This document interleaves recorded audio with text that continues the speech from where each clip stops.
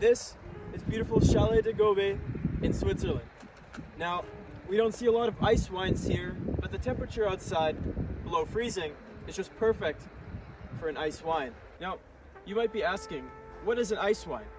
An ice wine is a wine that's sweet, that's made when the grapes are frozen on the vine. Now, throughout this video, we're going to be explaining some of the appellations of ice wine, including Niagara from my hometown in Canada. We're going to be talking about the difference between sweet wine and ice wine, and we're going to be talking about some of the different brands that are available for these ice wines, as well as some of their prices. So now I'm going to talk about the appellation and the history of the ice wines.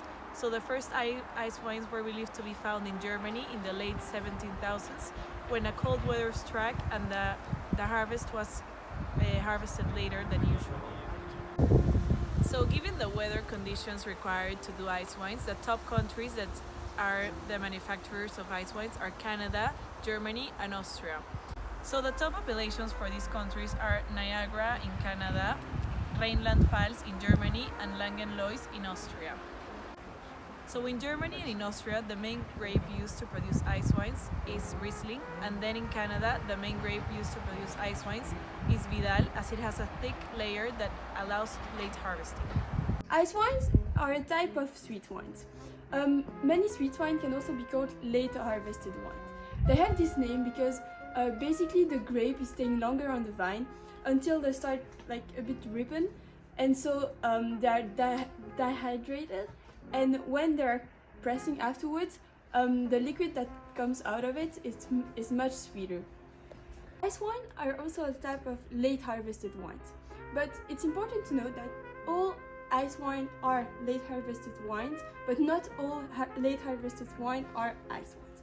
The difference between the two is that ice wines, for ice wines, the grapes are left on the vine really long until they're actually frozen, and then they are harvested and then pressed, still frozen, and so the water inside is frozen, but other solids such as sugar are still remaining the same, and so it makes the liquid much sweeter, and this is why they have the name ice wines.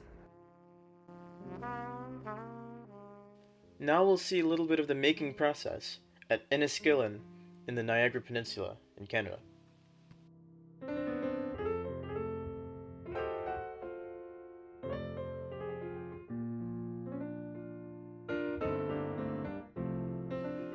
Here we see the grapes frozen on the vine at the ideal temperature, which is around -10 to -12 degrees Celsius.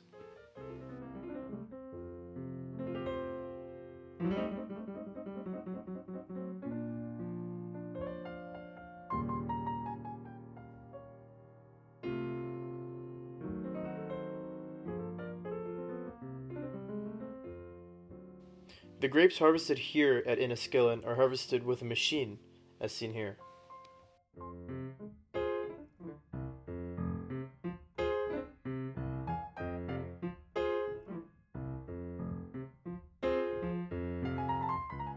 Finally, the almost syrupy sap is extracted from the grapes, and it's turned into what we know as ice wine.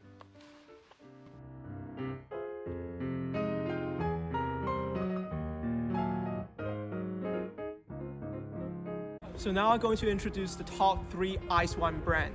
So to begin is the 2012 Egal Müller. It is from Germany and it has a history of 200 years. Classified as a late harvest, it follows the tradition, has the flavor of the zesty and peachy ice wines. Price per bottle is around $1,800 US. The second one I'm going to introduce is 1983 Wellner Riesling from Germany. It has high concentration of alcohol because it uses ripped grapes.